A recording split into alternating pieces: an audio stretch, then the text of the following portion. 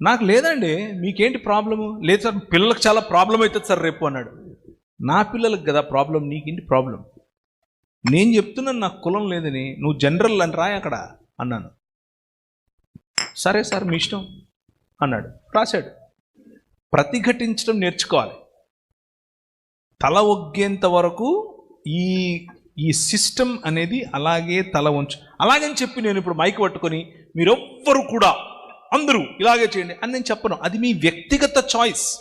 ఉదాహరణకు భారతదేశంలో ప్రలోభ పెట్టి ఒక మతంలోనికి మార్చటానికే ఈ బీసీసీ అనే యాక్ట్ వచ్చింది. మళ్ళీ చెప్పనా?